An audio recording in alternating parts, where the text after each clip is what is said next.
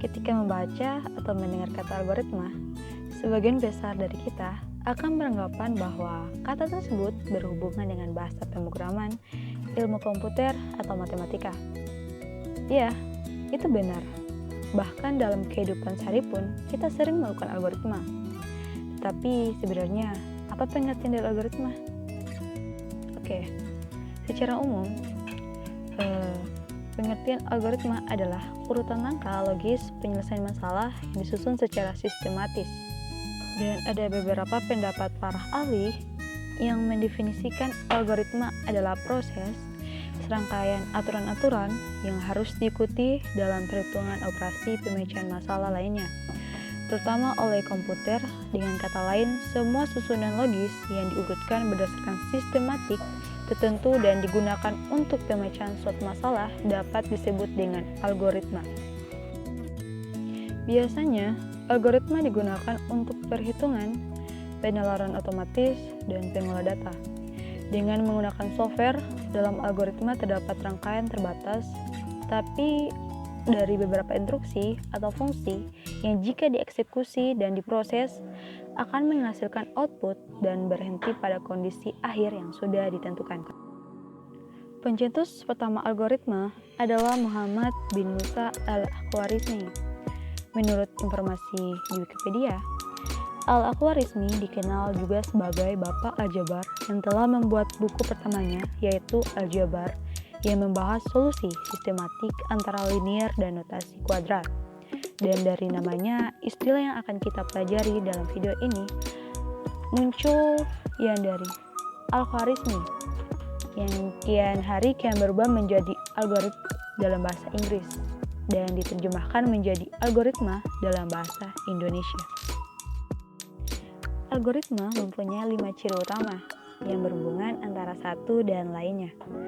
Menurut Donald Arnold, ciri algoritma sebagai berikut. Yang pertama, ada input, yaitu permasalahan yang dihadapi dan akan dicarikan solusinya. Algoritma memiliki nilai 0 atau lebih input atau masukan. Kedua, ada proses, yaitu langkah-langkah yang harus dilakukan untuk mencapai tujuan akhir. Ketiga, ada output, yaitu solusi atau tampilan akhir yang didapat dari suatu algoritma.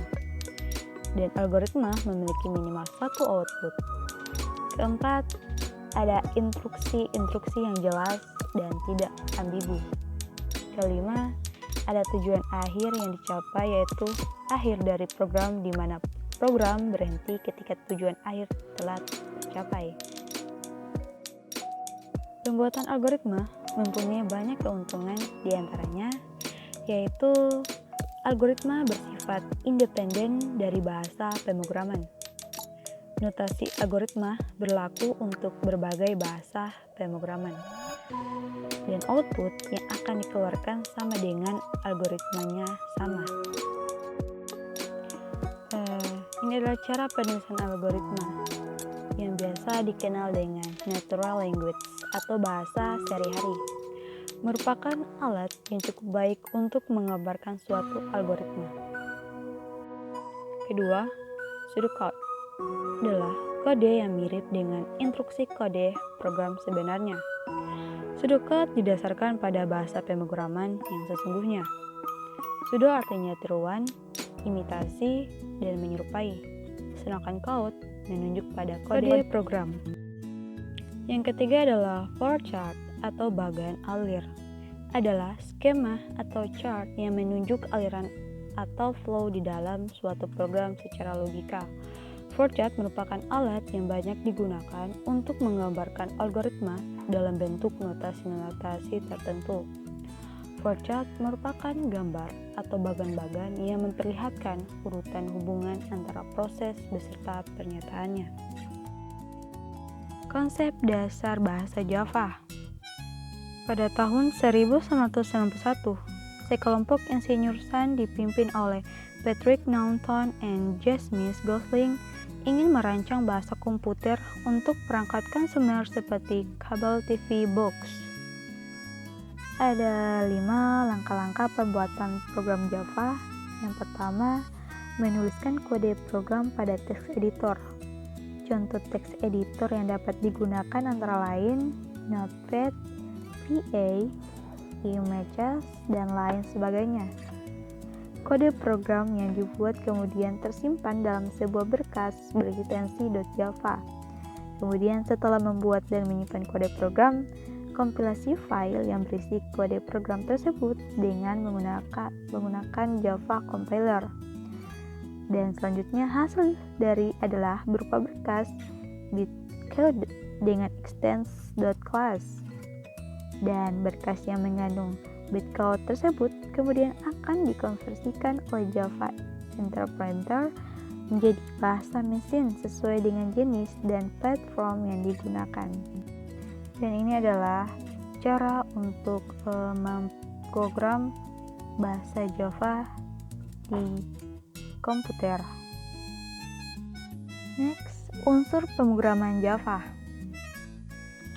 Di dalam kelas, Java menggambarkan suatu template untuk menyimpan suatu kode dan data yang terhubung dengan satu entitas.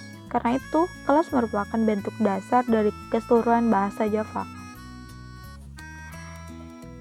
Dan kelas dalam Java ada dua tipe kelas bersarang, yaitu kelas statik dan kelas bukan statik.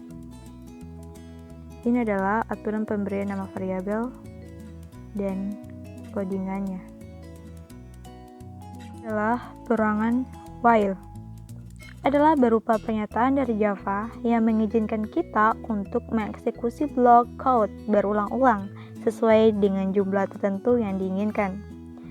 Dan ada 3 macam jenis dari struktur kontrol pengulangan, yaitu while, do while, dan for loops. Kedua, do while loop. Do while loop mirip dengan while loop. Pernyataan di dalam do while loop akan dieksekusi beberapa kali selama kondisi bernilai benar atau true. Perbedaan antara while dan do while loop adalah di mana pernyataan di dalam do while loop akan dieksekusi sedikitnya satu kali.